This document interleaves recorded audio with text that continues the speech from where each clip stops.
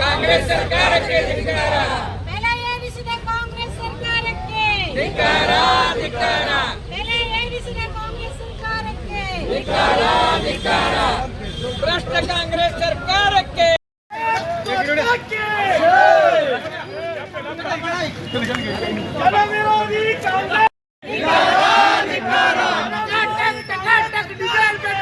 ಕಾಂಗ್ರೆಸ್ ಸರ್ಕಾರಕ್ಕೆ ಸರ್ಕಾರಕ್ಕೆ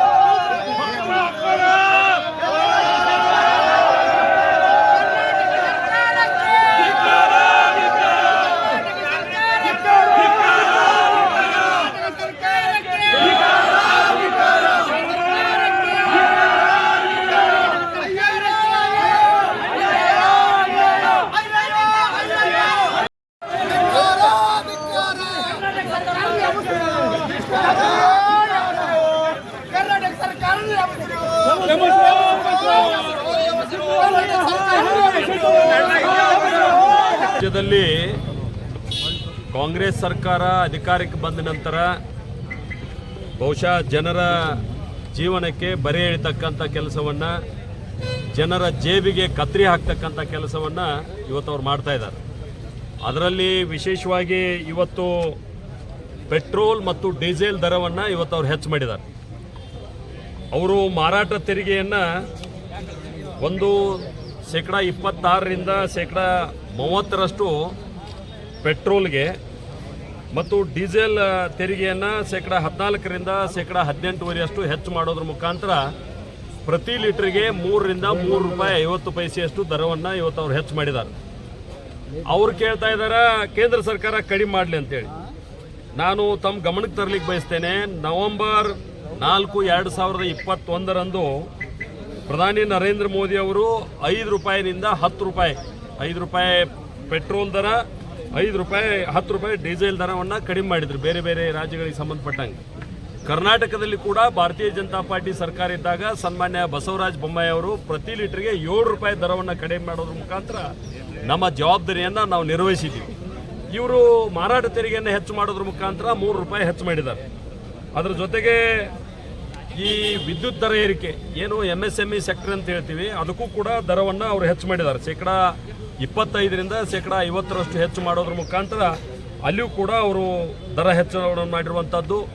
ರೈತರ ಪಂಪ್ ಸೆಟ್ಗೆ ಏನು TC ಕೂಡಿಸ್ಬೇಕಾಗಿತ್ತು ಅಲ್ಲಿ 1.5 ರಿಂದ 3 ಲಕ್ಷ ರೂಪಾಯಿಗಳ ದರವನ್ನು ಹೆಚ್ಚು ಮಾಡಿರುವಂಥದ್ದು.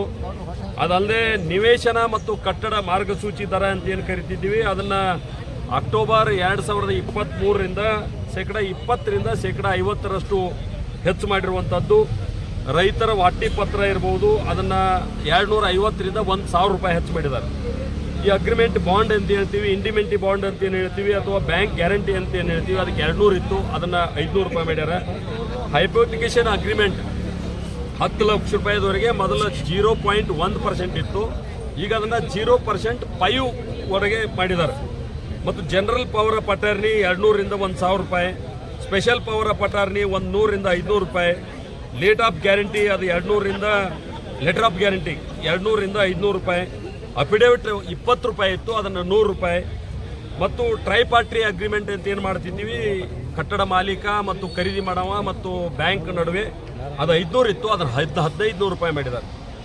ಮತ್ತು ವಾಣಿಜ್ಯ ಕಟ್ಟಡಗಳು ಮತ್ತು ಮನೆ ಖರೀದಿ ಮಾಡುವಂಥದ್ದು ಸ್ಕ್ವೇರ್ ಮೀಟ್ರಿಗೆ 1,000 ರೂಪಾಯಿ ಇತ್ತು, ಅದನ್ನು 5,000 ರೂಪಾಯಿ ಹೆಚ್ಚು ಮಾಡಿದ್ದಾರೆ.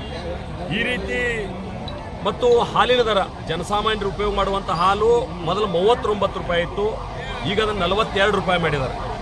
ಅದಲ್ಲದೆ ಬಿತ್ತನೆ ಬೀಜ, ರೈತರು ಉಪಯೋಗ ಮಾಡ್ತಕ್ಕಂಥ ಬಿತ್ತನೆ ಬೀಜ 30% ದರ ಹೆಚ್ಚು ಮಾಡಿದ್ದಾರೆ. ಈ ರೀತಿ ರೈತರ ಬದುಕಿಗೆ ಬೇಕಾದಂಥ ಅನೇಕ ವಿಷಯಗಳಲ್ಲಿ ದರ ಹೆಚ್ಚಳ ಮಾಡೋದ್ರ ಮುಖಾಂತರ ಇವತ್ತಿನ ಕಾಂಗ್ರೆಸ್ ಸರ್ಕಾರ ಒಂದು ಜನಸಾಮಾನ್ಯರ ಜೇಬಿಗೆ ಕತ್ತರಿ ಹಾಕ್ತಕ್ಕಂಥ ಕೆಲಸವನ್ನು ಅವ್ರು ಮಾಡಿದ್ದಾರೆ.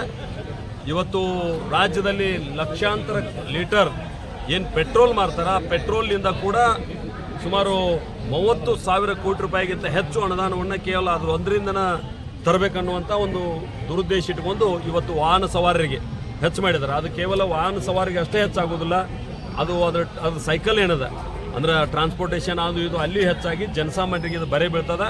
ಒಂದು ಜವಾಬ್ದಾರಿಯುತ ಭಾರತೀಯ ಜನತಾ ಪಾರ್ಟಿ ಇವತ್ತು ವಿರೋಧ ಪಕ್ಷವಾಗಿ ಹೋರಾಟವನ್ನು ನಾವು ಮಾಡ್ತಾ ಇದ್ದೀವಿ, ಸರ್ಕಾರಕ್ಕೆ ಎಚ್ಚರಿಕೆಯನ್ನು ಕೊಡ್ತಾ ಇದ್ದೀವಿ. ದಯವಿಟ್ಟು